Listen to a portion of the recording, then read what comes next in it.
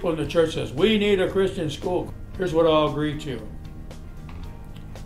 We'll pray, and when we have $100,000 on deposit, then we'll investigate to see what's involved in a school. The next week, a businessman who was a good friend of mine called and says, what's happening, Lloyd? And I told him, he said, anything else? I said, you ever plan to start a school? He said, tell me about it. I have a lot of the Lord's money. He says, but I can't give it all to you. He said, your people need to be involved. Wisdom. He said, and this was in the middle of July. He said, all that your people raise between now and Christmas, up to $50,000, I'll write you a check matching that. We didn't have any campaigns. We didn't do anything to raise the money. We just announced it. And by Christmas, we had $58,000. And so the school, we got started. And we had $128,000 on deposit before we started digging the hole. And paid for it all except we had people signed up, already registered. So we had to borrow $100,000 to get into it, which we did. And we got into the school in 1988. Then in 1990, there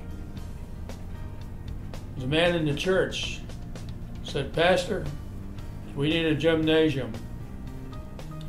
The next day he came in with a check for $50,000 and said, get started. You see how this is God, this wasn't us. We were the privileged ones to be a part of what God wanted to do. The trusses on the roof of the gym are 84 feet long. I still remember the look on that man's face when I said, over there's our crane, there's 20 men. Hello, I'm Jason Burrell. I'm the current headmaster here at New Life Christian School, and we're sitting here with Paul Kemp reminiscing about our history here at New Life as we celebrate our 25th anniversary. I'm Paul Kemp. Was the principal at New Life Christian School here. Its second year of being opened in 1989. I followed the 1 year that Bob Hess, was the principal here. So I came in 1989 and stayed through 2007. And as I recall, the first year that we started, we had 69 kids, K through 8. We went from 69 kids that first year to 109. And in that 109, we were kind of packed in this building because this is all it was, the main building. So the idea of bringing in a modular, and hence the computer lab got brought in that summer, and the deck got built and everything got put in. And I believe that third year we jumped to 191. Maroon and white became the school colors. And the Ram just stood out to me of not only strong, but could be dominating. And I'm thinking, this is what Christians need to be. We need to be like that, to perch high on a cliff and looking over, that people can see, that our lights need to shine. It was sitting, I guess, in my office. I look at the word RAMS, R-A-M-S, and the term righteous and mighty servants was not something that came from Paul Kemp's mind. I think it was a nugget that God just dropped. They were asking about, why do we have to wear these uniforms? I said, let me ask you a question. I said, does everyone know who Cal Ripken is? And they did, and I said, I wonder if he went to the owner of the Baltimore Orioles and said, I really want to play for the Baltimore, but I just don't like this uniform, and I don't want to wear the Orioles uniform, and I just wear what I want. I said, there's something about what we wear distinguishes us as to who we are. So my question to you kids,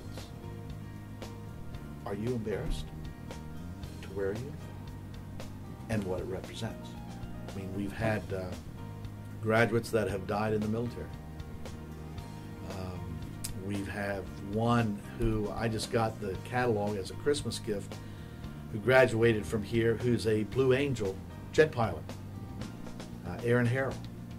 I think, wow, this guy, who's flying this multi-million-dollar piece of equipment at speeds I can't even imagine, and yet I'm watching this guy loaf down the basketball court and getting after him for it. And I guess if there's any any consolation of working at a Christian school and nurturing the kids, I think it would come from the fact when they come back to see you and they have a remembrance of something that took place in their life in a classroom or a disciplinary issue, and how they were handled and how Scripture was tied in.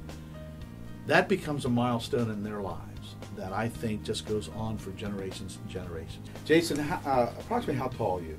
I'm 6'2". 6'2". Well, when I came here at this school, I was 6'3". I'm now 5'6". So this is what I have to look forward to. So, Jason, I just wanted to tell you, it does wear on you. I think it's good for every now and then for us to step back and say, we are having an impact, and being at a Christian school to where we can have those conversations with the students and we can pray for them. I spent most of my career before I came to New Life in the public setting. So just to be able to walk through the health room and to pray for a kid who's not feeling well, it took a while for me to get used to that, but it's a great opportunity and it's something I enjoy doing now. It just took me a while to get that into my system, that it's okay to do that with these kids, and they love it, and they actually a lot of times they feel better and just kind of go back to class. So, but it is a ministry for a lot of these teachers. I mean, they want to be here. They truly believe God's called them to be here, not just in Christian education, but at New Life, and they take it seriously. And it's really not about the money. They know they're not going to get rich working here, and that's not why they're here in the first place. Talking about the history this year in particular, since it is our 25th anniversary, of just some of the faculty who have been here for a long time, the 20 years, the 15 years, so on and so forth. How administrators may have changed, but like you just said, the course of the school really hasn't. The cool things that's been happening in the last few years is New Life outreach into the community, not just here in Frederick, but around the world. Last year we took our first senior trip to Guatemala, an orphanage set up in central Guatemala, and we're taking. Last year I think there was 10 of us who went. This year there's close to 30 that are going. And I say we, it really hasn't been we've supported her, but Mer Golden has been a spearhead in middle school with different projects, 6th grade, 7th grade, 8th grade, and they each have their own pieces of the Frederick community that they go to and help from. We go to the rescue mission downtown. We started with another assisted living place, actually just the other day, a brand new place. They welcomed us with open arms, and our kids absolutely loved it, and they loved us. And they leave their service projects, and their heart for wanting to serve that seed's been planted from middle school all the way up through high school for the local, the domestic, and the international. And that's just something that I've just loved watching God's hand grow this over the last several years, and I just can't wait to see where it goes in the future. Do not the juniors and seniors look forward to that overnight? Oh, they do. I mean, if you're a sophomore, you can't wait till you get to that junior class, because then you get to participate in that overnight with seeing the seniors realize it's their last one. Yeah. And that really, I think, has kind of puts the cherry on top as to the importance of that week. They know that it's important. They know it's fun, but yet to realize that it's their last one. Kim Cedars kind of picked this thing up after a number of years where it didn't exist, and now going with this. And I'm telling you, sometimes when kids are away from that TV, away from home, God can touch them in ways and times where it's just not going to happen at home.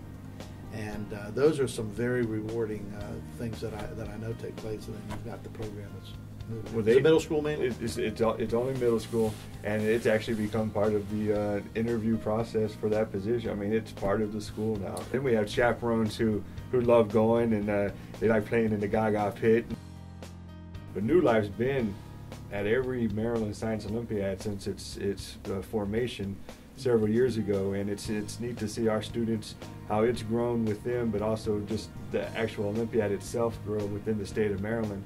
And New Life, especially in the very beginning, was very well represented in the medal counts and the trophy winnings. And this past year, our middle school came in 3rd in our region, and our high school came in 4th, which allowed them both to move on to the state tournament. Next year, we'll have our first mother graduated from New Life. Now the daughter is getting ready to graduate from New Life. So that'll be the first in school's history. Dad, thank you for kicking my butt. I think New Life has over its history as a school, has been a school rich in its athletics. We've never really dominated. We've never really been at the bottom. We've kind of held our own in our athletic conference, and I think we're a very well respected school in our Christian conference. I kind of call it the year of the Lady Rams. Our ladies athletic department has really dominated as in basketball, in soccer. We've won our either a state championship or our conference championship the last several years, and this year, in conjunction with our 25th anniversary, we're actually getting a spring sport for our boys. Yes. Starting a boys baseball team. That's been a topic of conversation for many, many years. Sure has. And I finally said, let's stop talking, let's just do it. And I would love to see our students have their own cafeteria, so we could be able to use the gym for those extra 2 hours a day. That would open up our scheduling and the courses we can offer. I think that would be great to have an actual cafeteria and have hot lunches. Like, New Life is really a great place, so if your kids don't go here, you should send them here. Honor Mrs. Holweiler's dedication to New Life Christian School for every year for the past 25 years. Today, we are dedicating the library in the name of Karen Holweiler.